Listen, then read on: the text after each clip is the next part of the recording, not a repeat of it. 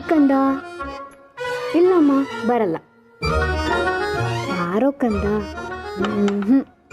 ಬಂದೆ ಬಂದೆ ಬಂದೆ ಬಂದೆ ಇದು ನಾನು, ಇದೊಂದು ಪಾಪು. ಓ ಆಯ್ತಾ ರಾಯರ್ದು ಜಿಮ್ಮು? ಅಪ್ಪ ಏನಪ್ಪ ಇಷ್ಟೊಂದು ಖುಷಿ ಮೇಡಮ್ನವರು.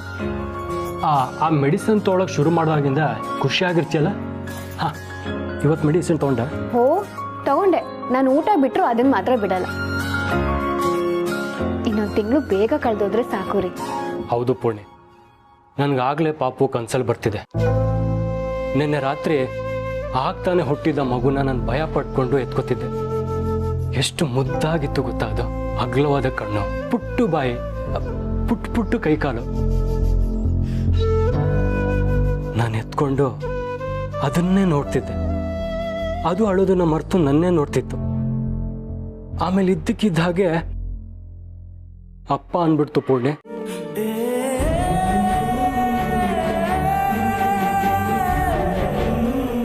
ನನ್ನ ಕಣ್ಣಲ್ಲಿ ನೀರೇ ಬಂದ್ಬಿಡ್ತು ಪೂರ್ಣೆ. ನನಗೆ ನಿಮ್ಮ ಥರ ಅಪ್ಪ ಸಿಗಬೇಕಿತ್ತು ಅನ್ಕೋತಿರ್ತೀನಿ. ಆದರೆ ನನಗೆ ಅಪ್ಪನೇ ಇರಲಿಲ್ಲ. ಈಗ ಇಂಥ ಅಪ್ಪ ಸಿಕ್ಕಿದ್ದಾರೆ. ಆದರೆ ಮಗಳು ಎಲ್ಲಿದ್ದಾಳೋ, ಯಾವಾಗ ಬರ್ತಾಳೋ? ಬರ್ತಾಳೆ ಪೂರ್ಣೆ. ಡೇಟ್ ಅಮ್ಮನ ಥರ ಹೆಣ್ಮಗು ಬಂದೇ ಬರ್ತಾಳೆ. ತುಳಸಿ ಅಮ್ಮನ ಥರನಾ?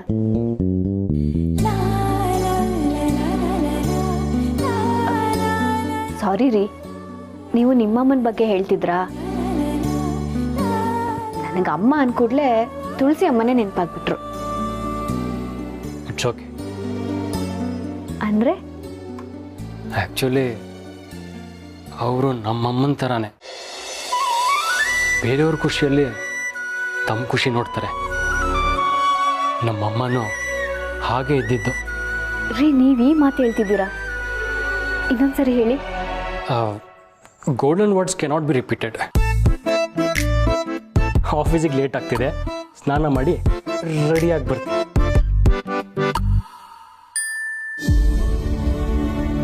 ತುಳಸಿ ಅಮ್ಮನು ನಿಮ್ಮ ಅಮ್ಮನ ಹಾಗೆ ಇದ್ದಾರೆ ಅಂದರೆ ನೀವು ಅವ್ರನ್ನ ಒಪ್ಕೊಳ್ಳೋ ಕಾಲ ದೂರ ಇಲ್ಲ ಅಂತ ಆಯಿತು.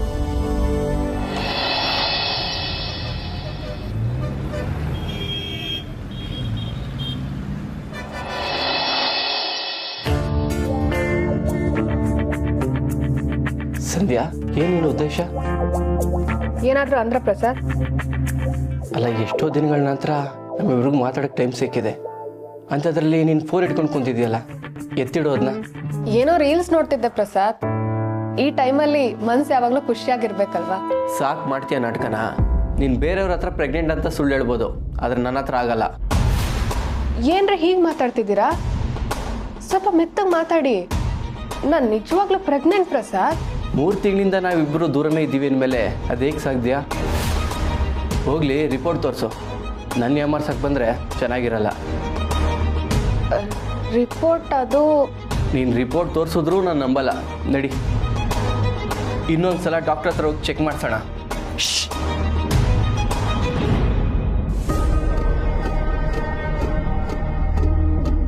ಹೌದು, ನಾನು ಪ್ರೆಗ್ನೆಂಟ್ ಅಲ್ಲ. ಏನಿವಾಗ? ಏನು ಸಂಧ್ಯಾ ನೀನು? ನಿಂಗೆ ತಲೆ ಕೆಟ್ಟಿದ್ಯಾ? ಇಲ್ಲಿ ಎಲ್ಲರ ಹತ್ರ ಸುಳ್ಳು ಹೇಳ್ಕೊಂಡು ಇಲ್ಲಿ ಹಾಕಿದ್ಯಾ? ಸುಳ್ಳು ಹೇಳ್ದೇನೆ ನಾ ಈ ಮನೆ ಮಗಳು, ನಾ ಇಲ್ಲಿ ಇರ್ತೀನಿ ಅಂತ ಹೇಳಿದಿದ್ರೆ ತಾತ ನಂಗೆ ತಾಂಬೂಲ ಕೊಟ್ಟು ಕರಿತಿದ್ರಾ? ಅಂದ್ರೆ ನಿಮ್ಮನೇಲಿ ಹೊಟ್ಟೆಗಿದ್ರೆ ಬಟ್ಟೆಗಿರಲ್ಲ, ಬಟ್ಟೆಗಿದ್ರೆ ಮೇಕಪ್ಗಿರಲ್ಲ. ನಿಮ್ಮಪ್ಪನೋ ಕಾಸೆ ಬಿಚ್ಚಲ್ಲ. ಅದಕ್ಕೆ ಪ್ರೆಗ್ನೆಂಟು ಅಂತ ಹೇಳಿ ಇಲ್ಲಿಗೆ ಬಂದ್ಮೇಲೆ ರಾಣಿ ಥರ ನನ್ನ ನೋಡ್ಕೊಳ್ತಿದ್ದಾರೆ. ತಾತನೂ ಜಾಸ್ತಿ ಕೆಲಸ ಹೇಳಲ್ಲ. ಜೀವನ ಎಷ್ಟು ಚೆನ್ನಾಗಿದೆ ಗೊತ್ತಾ? ಅಂದ್ರೆ ನೀನು ಮಾಡಿರೋ ಕೆಲಸಕ್ಕೆ ನೀನು ಇನ್ನೇನು ಹೇಳಿದ್ರು ನಿನ್ನ ತವ್ರ ಮನೆಯವ್ರು ನಿನ್ನ ಮನೆಗೆ ಸೇರಿಸ್ತಿರ್ಲಿಲ್ಲ ಅಲ್ವಾ? ಹ್ಞೂ, ಮತ್ತೆ ಇದೊಂದು ವೀಕ್ನೆಸ್ ಅವ್ರದ್ದು. ಆದ್ರೂ ಎಂತ ಐಡಿಯಾ ಹೊಳಿತಲ್ವಾ ನನ್ನ ತಲೆಗೆ. ಹೌದೌದು, ಇದನ್ನೇ ಯಾವ್ದಾರ ಒಂದು ಒಳ್ಳೆ ಕೆಲಸಕ್ಕೆ ಉಪಯೋಗಿಸಿದ್ರೆ ಏನೋ ಒಂದು ಆಗೋದು. ನೀವೇನು ಸಂಭಾವಿತನ ಥರ ಟ್ರ್ಯಾಕ್ ಬದಲಾಯಿಸ್ತಿದ್ದೀರಾ? ಇಷ್ಟು ದಿನ ನೀನು ಏನೇ ಮಾಡಿದ್ರು ನಾನೇನು ಕೇಳ್ತಾ ಇರಲಿಲ್ಲ. ಆದರೆ ಮಗು ವಿಷಯಕ್ಕೆ ಸುಳ್ಳು ಹೇಳ್ತಾ ಇರೋದು ಸರಿನಾ? ಹೋಗ್ಲಿ, ನೀನು ಸ್ವಲ್ಪ ದಿನಕ್ಕೆ ಹೊಟ್ಟೆ ಬರಬೇಕಲ್ಲ, ಆಗೇನು ಮಾಡ್ತೀಯಾ? ಅದಕ್ಕೂ ಯೋಚನೆ ಮಾಡಾಗಿದೆ. ಇಲ್ಲಿ ನೋಡಿ. ಪ್ರಚಂಡ ಕಿಲಾಡಿ ಕಣೆ ನೀನು. ನಮ್ಮ ದತ್ತನ್ ಮೊಮ್ಮಗಳಲ್ವಾ? ಆಮೇಲೆ ಡೆಲಿವರಿ ಆಗಬೇಕಲ್ಲ, ಆಗೇನು ಮಾಡ್ತೀಯಾ? ಅಯ್ಯ, ಅದಕ್ಕಿನ್ನೂ ಟೈಮ್ ಇದೆ. ಅಲ್ಲಿ ತನಕ ಹುಚ್ಚನ್ ಮದ್ವೆಲಿ ಉಂಡವನೇ ಜಾಣ. ಯಪ್ಪ, ತಲೆ ಚಚ್ಕೊಳ್ಳೋದು ಬಿಟ್ಟು ನನಗೆ ಸಪೋರ್ಟ್ ಮಾಡಿ. ಸದ್ಯದಲ್ಲೇ ನಿಮಗೆ 10 ಲಕ್ಷ ಸಿಗೋ ಥರ ಮಾಡ್ತೀನಿ. 10 ಲಕ್ಷನಾ? ಹೇಗೆ? ವೇಟ್ ಮಾಡಿ, ಗೊತ್ತಾಗತ್ತೆ.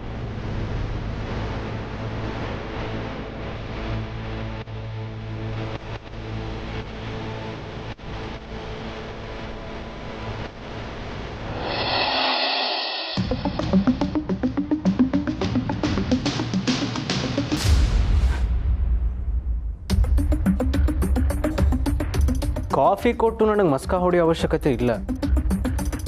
ಅಂಥ ಉದ್ದೇಶ ಏನಿಲ್ಲ, ನನ್ನ ಖುಷಿಗೆ ತಂದೆ ಅಷ್ಟೆ. ಖುಷಿ?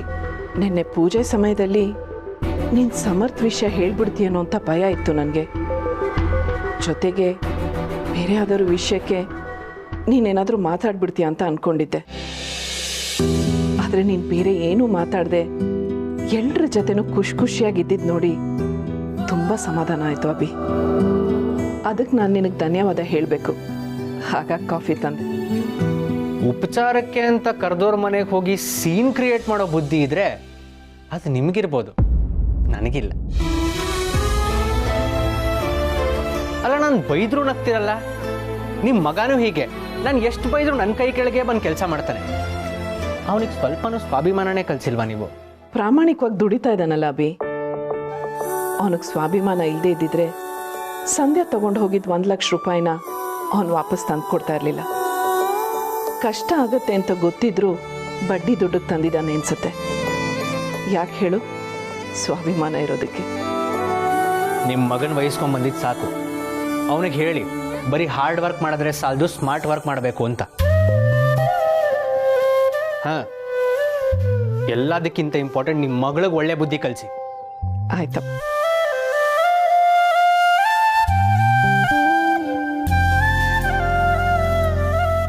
ಬೈಕೊಂಡಾದರೂ ಸಮರ್ಥಿಗೆ ಒಳ್ಳೆಯದನ್ನೇ ಬಯಸ್ತಾ ಇದೆಯಲ್ಲ, ಖುಷಿ ಆಯಿತು. ಅದಕ್ಕೆ ಧನ್ಯವಾದ ನಿನಗೆ.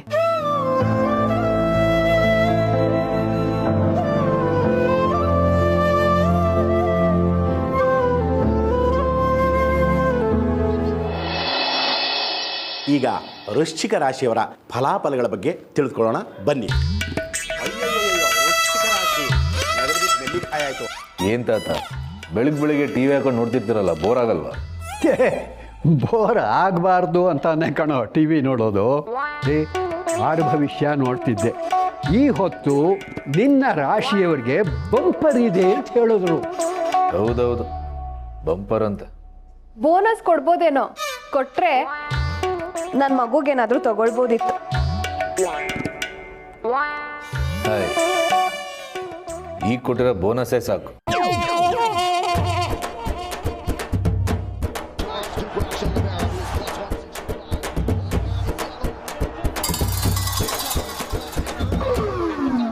ಬೆಳಗ್ಗೆ ಇದೊಂದು ಬಾಕಿ ಇತ್ತು.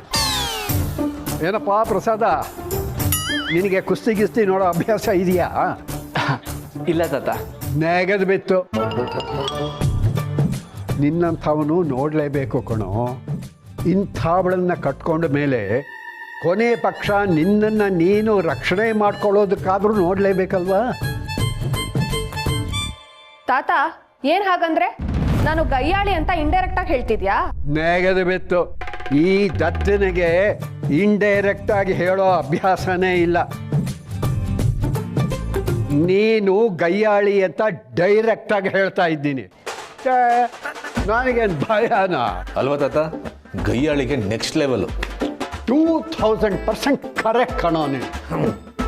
ಆದರೂ ಬೆಳಿಗ್ಗೆ ಕುಸ್ತಿ ನೋಡೋದು ಬೇಕಾ? ಅಲ್ಲ, ನಿಮ್ಗಿಷ್ಟು ವಯಸ್ಸಾದ್ರೂ ಈ ಕುಸ್ತಿ ಹುಚ್ಚು ಬಿಟ್ಟಿಲ್ವಲ್ಲ? ಸಮರ್ಥ್, ಯಾರಿಗೂ ನೀನ್ ವಯಸ್ಸಾಗಿದೆ ಅಂತ ಹೇಳ್ತಿರೋದು? ನಮ್ ತಾತಂಗೆ ವಯಸ್ಸಾಗಿದೆ ಅಂತ ಹೇಳೋಕೆ ಎಷ್ಟೋ ಧೈರ್ಯ ನಿನ್ಗೆ? ಹಾ, ಹೋಗ್ಲಾಡಿ ಹಾಗೆ ಹೇಳು.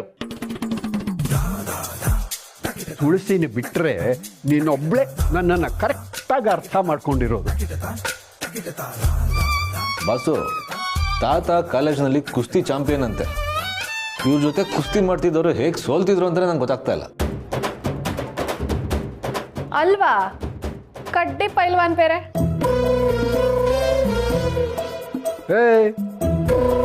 ಏನ್ ಅನ್ಕೊಂಡಿದ್ದೀಯ? ಶಕ್ತಿಗಿಂತ ಯುಕ್ತಿ ಮೇಲು. ನಾನು ಬುದ್ಧಿ ಉಪಯೋಗಿಸಿ ಗೆಲ್ತಾ ಇದ್ದಿದ್ದು. ಹೌದೌದು, ಗರಡಿಲಿ ಚೆಸ್ ಆಡ್ತಿದ್ರಿ ಅನ್ಸತ್ತೆ. ಮೋಸ್ಟ್ಲಿ ಅಲ್ಲಿರೋರು ನಿಮ್ಮ ಮಾತಿಗೆ ಸೋಲ್ತಿದ್ರು ಅನ್ಸುತ್ತೆ. ಕರೆಕ್ಟ್. ತಾತ ಚಾಂಪಿಯನ್ ಆಗಿದ್ ಹಾಗೆ ಗೊತ್ತಾಯ್ತಾ? ನೆಗದು ಬಿತ್ತು. ನಮ್ಮ ಕಾಲೇಜಲ್ಲಿ ಕುಸ್ತಿ ಸ್ಪರ್ಧೆ ಇಡ್ತಾ ಇದ್ರು. ಕೊನೆ ಡೇಟ್ವರೆಗೂ ನನ್ನ ಹೆಸರು ಬಿಟ್ರೆ ಬೇರೆ ಯಾರೂ ಹೆಸರು ಕೊಡದ ಹಾಗೆ ನಾನು ನೋಡ್ಕೋತಾ ಇದ್ದೆ. ಹಾಗಿದ್ರೆ ನೀವೊಬ್ಬರೇ ಪಾರ್ಟಿಸಿಪೇಟ್ ಮಾಡ್ತಾ ಇದ್ರಾ? ಮತ್ತೆ ತಪ್ಪನೆ ವಿರುದ್ಧ ನಿಲ್ಲೋ ಧೈರ್ಯ ಆದರೂ ಯಾರಿಗಾದ್ರೂ ಇರಬೇಕಲ್ಲ. ಓಹೋ, ಆ ತರ ಚಾಂಪಿಯನ್. ಇಸ್ದಿದ್ದೆಲ್ಲ ಮುಗ್ದಿದ್ರೆ ಹೋಗ್ಲಾಡಿ. ನ್ಯೂ ಇಯರ್ ಬರೋದ್ರೊಳಗೆ ಕಾಫಿ ಕೊಡ್ತೀಯಾ? ಓ ಸಾರಿ ತಾತ.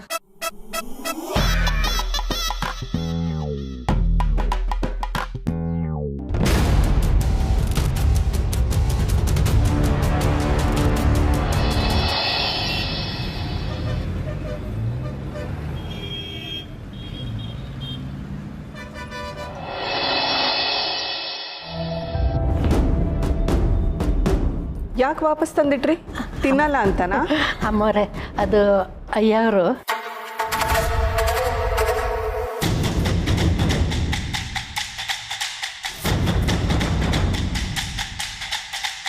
ಯಾಕೆ ಬಾವ, ಇವರು ತಿಂಡಿ ತಿನ್ನಲ್ಲ ಅಂದ್ರ? ಹ್ಞೂ, ರೂಮಲ್ಲಿ ತಿನ್ನಲ್ವಂತೆ. ಇಲ್ಲಿ ಎಲ್ಲರ ಜೊತೆ ಕೂತ್ಕೊಂಡು ತಿಂತೀನಿ ಅಂದ.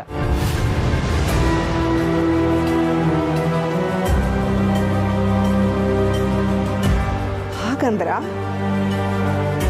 ತಮಾಷೆ ಮಾಡಿದೆ ಶಾಂತಿ. ಇನ್ಮೇಲೆ ಅವನು ನಮ್ಮೆಲ್ಲರ ಜೊತೆಲೇ ಊಟ ತಿಂಡಿ ಮಾಡಲಿ ಅಂತ. ಏನಿದು ಇದ್ದಕ್ಕಿದ್ದ ಹಾಗೆ? ಈಗೀಗ ಮಹೇಶ ಮಾತಾಡೋದಕ್ಕೆ ಶುರು ಮಾಡಿದಾನಲ್ಲ ಶಾರ್ವರಿ. ನಾವೆಲ್ಲ ಊಟ ಮಾಡುವಾಗ ಜೊತೇಲಿದ್ದರೆ ಮತ್ತಷ್ಟು ಇಂಪ್ರೂವ್ ಆಗ್ತಾನೇನೋ ಅಂತ. ಅಲ್ಲ ಭಾವ, ಅವ್ರು ಪೂರ್ತಿ ಹುಷಾರಾಗೋವರೆಗೂ ಆಚೆ ಕರ್ಕೊಂಡು ಬರದೇ ಇರೋದೇ ಒಳ್ಳೇದೇನೋ.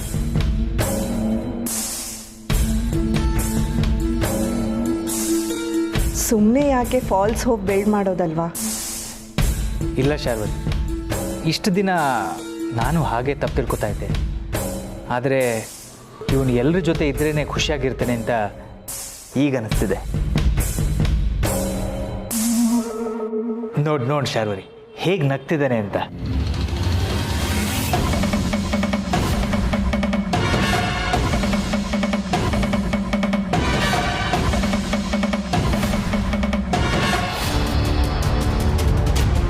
ಸಮರ್,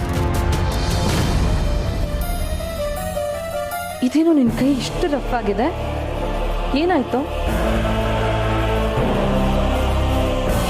ಮೈ ಗಾಡ್, ಇದೇನಣ್ಣ ಪಾತ್ರೆ ತಿಕ್ಕೋರ್ ಕೈ ಆದಂಗಾಗಿದೆ. ಅದು ಬಾಸು, ನಿನ್ನ ಮನೇಲಿ ಇರ್ಲಿಲ್ವಲ್ಲ, ಆಗ ಪಾತ್ರೆ ತೊಳೆದು ಕೈ ಥರ ಆಗಿದೆ ಅಷ್ಟೇ.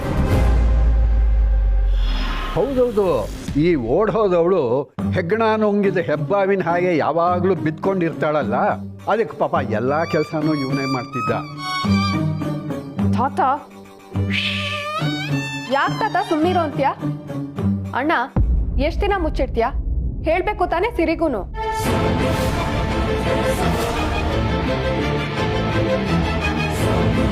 ಏನ್ ಸಂಧ್ಯಾ, ತಮಾಷೆ ಮಾಡ್ತಿದ್ಯಾ? ಸಮರ್ಥ್ ಯಾಕೆ ನನ್ನಿಂದ ಏನಾದರೂ ಮುಚ್ಚಿಡ್ತಾನೆ? ಅದು ಅಲ್ಲದೆ ಮುಚ್ಚಿಡೋ ಅಂಥದ್ದು ನಮ್ಮಿಬ್ಬರ ಮಧ್ಯೆ ಏನೂ ಇಲ್ಲ. ಅದು ಸಿರಿ. ಸಂಧ್ಯಾ, ಏನಾಗಿದೆ ನಿನಗೆ? ಯಾಕೆ ಏನೇನೋ ಮಾತಾಡ್ತಾ ಇದೆಯಾ? ಅವರಿಬ್ಬರ ಮಧ್ಯೆ ತಂದಿಡೋ ಕೆಲಸ ಮಾಡಬೇಡ. ಸಿರಿಯವ್ರು ಗರಟ ಆಗಲ್ವಾ?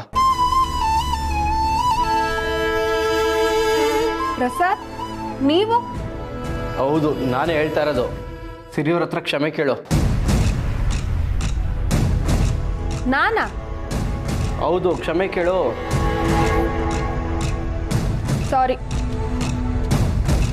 ಓಡೋದವಳೆ, ಆ ರೂಮಲ್ಲಿ ಒಂದು ಕಬೋರ್ಡ್ ಕ್ಲೀನ್ ಮಾಡಬೇಕು ಅಂತ ಹೇಳಿದ್ನಲ್ಲ, ಕ್ಲೀನ್ ಆಯ್ತಾ?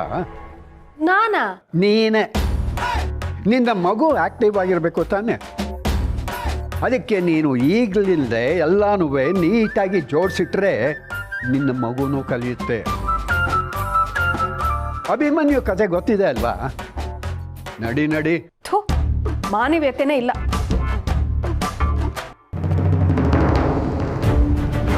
ತಾತ, ನಾನು ಆಫೀಸ್ಗೆ ಹೋಗಿ ಬರ್ತೀನಿ, ಲೇಟ್ ಆಗ್ತಾ ಇದೆ. ಹೋಗಪ್ಪ ಹೋಗು. ಬರ್ತೀನಿ ಸಮರ್ಥ.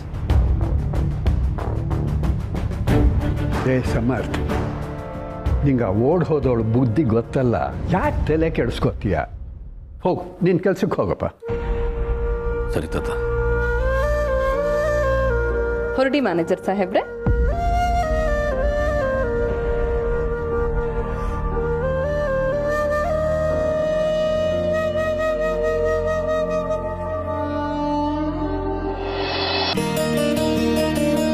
ತುಳಸಿಯವರೇ, ನಿಮಗೆ ನಾನು ಥ್ಯಾಂಕ್ಸ್ ಹೇಳಬೇಕು.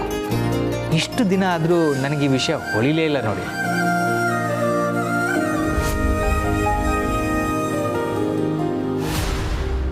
ಓಹೋ, ಇದೆಲ್ಲ ಇವಳ ಕೆಲಸನಾ? ಹೋಗಲಿ ಅಂತ ಸುಮ್ಮನೆ ಇದ್ದರೆ ಇವಳದು ಅತಿ ಆಗ್ತಾನೇ ಇದೆ. ಇದರ ಪರಿಣಾಮ ನೀನು ಫೇಸ್ ಮಾಡಲೇಬೇಕಾಗತ್ತೆ.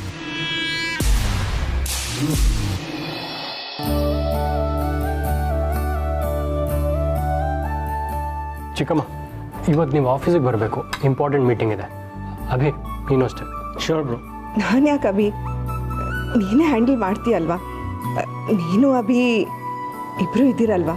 ಯಾಕೆ ಚಿಕ್ಕಮ್ಮ ಹಾಗೆ ಹೇಳ್ತಿದ್ದೀರಾ? ಆಫೀಸ್ ವಿಷಯಕ್ಕೆ ನೀವು ಯಾವತ್ತೂ ಹಾಗೆ ಹೇಳಿಲ್ಲ. ಹೌದು ಶಾರ್ವರಿ, ನಾನು ಬಿಸ್ನೆಸ್ ವಿಷಯದಲ್ಲಿ ತಲೆ ಹಾಕೋಕೆ ಬಿಟ್ಟಿರೋದೇ ನೀನು ನೋಡ್ಕೋತಿದ್ಯಲ್ಲ ಅನ್ನೋ ನಂಬಿಕೆಯಲ್ಲಿ.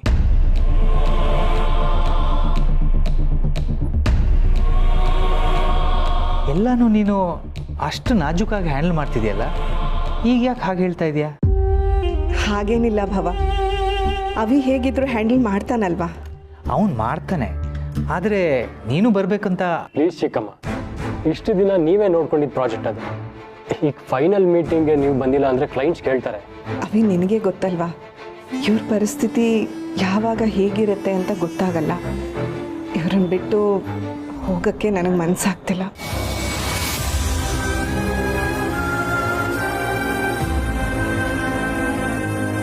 ಹುಷಾರಾಗ್ತಿರೋ ಟೈಮಲ್ಲಿ ಬಿದ್ದು ಗಿದ್ದು ಏನಾದರೂ ಹೆಚ್ಚು ಕಡಿಮೆ ಮಾಡಿಕೊಂಡ್ರೆ? ಅದ್ರ ಬಗ್ಗೆ ಚಿಂತೆ ಮಾಡಬೇಡ ಶಾರ್ವರಿ. ಮನೇಲಿ ತುಳಸಿಯವ್ರು ಇರ್ತಾರೆ, ಪೂರ್ಣಿ ಇರ್ತಾಳೆ, ಮಹೇಶನ ನೋಡ್ಕೋತಾರೆ. ನೀನು ನಿಶ್ಚಿಂತೆಯಾಗಿ ಹೋಗ್ಬಾ. ಹೌದು, ನಾನು ನೋಡ್ಕೋತೀನಿ. ನೀವು ಆರಾಮಾಗಿ ಹೋಗಿ ಬನ್ನಿ.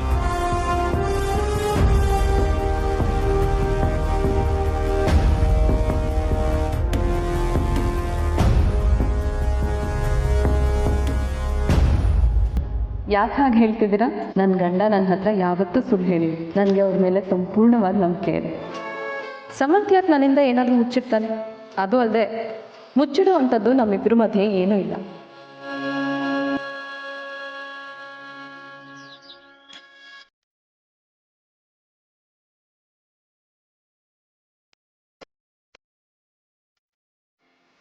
ಸಮರ್ಥ, ಯಾಕೆ ಹೀಗೆ ಕೂತಿದ್ದೀಯಾ? ಆಫೀಸಿಗೆ ಲೇಟ್ ಆಗೋಲ್ವಾ? ತಾತ, ಸಂಧ್ಯಾ ಹೇಳಿದ್ದು ನಿಜ ತಾತ. ಆಫೀಸಲ್ಲಿ ನಾನು ಮ್ಯಾನೇಜರ್ ಅಲ್ಲ. ಗೊತ್ತು, ನೀನು ಅಲ್ಲಿ ಮ್ಯಾನೇಜರ್ ಅಲ್ಲ ಅನ್ನೋದು ಗೊತ್ತು. ಅಲ್ಲಿ ಏನು ಕೆಲಸ ಮಾಡ್ತಾ ಇದ್ದೀಯಾ ಅನ್ನೋದು ಗೊತ್ತು.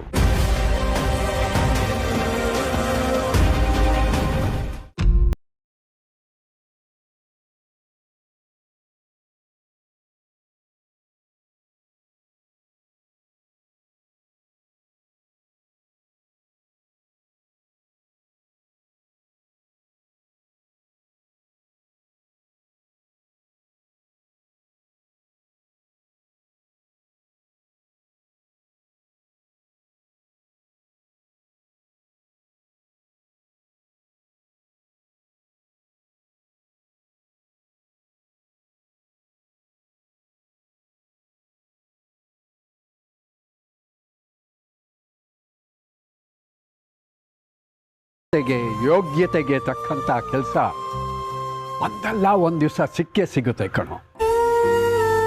ನಿಜ ಹೇಳ, ನನ್ನ ಮೊಮ್ಮಗ ಇಂಥ ಕೆಲಸ ಮಾಡ್ತಿದ್ದಾನೆ ಅಂತ ನನಗೆ ಒಂದು ಕ್ಷಣನೂ ನೋವಾಗಲಿಲ್ಲ ಕಣೋ. ಆದರೆ ಆ ಓಡ್ ಹೋದವಳು ಅಲ್ಲಿಂದ ದುಡ್ಡು ಇಸ್ಕೊಂಡು ಬಂದಾಗ, ಹಣ ಕದ್ದಾಗ ನನಗಿಂಥ ಮೊಮ್ಮಗಳು ಬೇಕಿತ್ತ ಅಂತ ಮನಸ್ಸಿಗೆ ತುಂಬ ನೋವಾಯಿತು.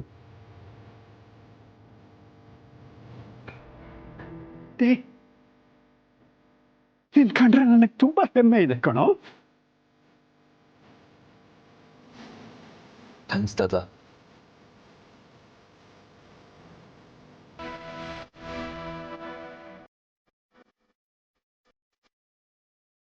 ಆದರೆ ಪಾಪ ಸಿರಿ. ಹೌದು, ಅವಳು ನಿನ್ನ ಮೇಲೆ ತುಂಬ ನಂಬಿಕೆ ಇಟ್ಕೊಂಡಿದ್ದಾಳೆ. ಸರಿಯಾದ ಸಮಯ ನೋಡಿ ಅವಳಿಗೆ ಸತ್ಯ ಹೇಳಿಬಿಡು. ನಾನೇ ಹೇಳ್ಬೋದಾಗಿತ್ತು, ಆದರೆ ನೀನು ಹೇಳೋದಕ್ಕೆ ಮುಂಚೆನೇ ಬೇರೆಯವ್ರ ಕಡೆಯಿಂದ ಆ ವಿಷಯ ಗೊತ್ತಾದರೆ ಅವಳ ಮನಸ್ಸಿಗೆ ಮತ್ತಷ್ಟು ನೋವಾಗುತ್ತೆ ಅಂತ ನಾನು ಹೇಳಿಲ್ಲ. ನೀನೇ ಹೇಳಿಬಿಡು. ಖಂಡಿತ ತಾತ, ಆಫೀಸಿಂದ ಬಂದಿದ ತಕ್ಷಣ ಹೇಳ್ತೀನಿ. ಹೆಲ್ಮೆಟ್ ಹಾಕೊಳ್ಳೋ.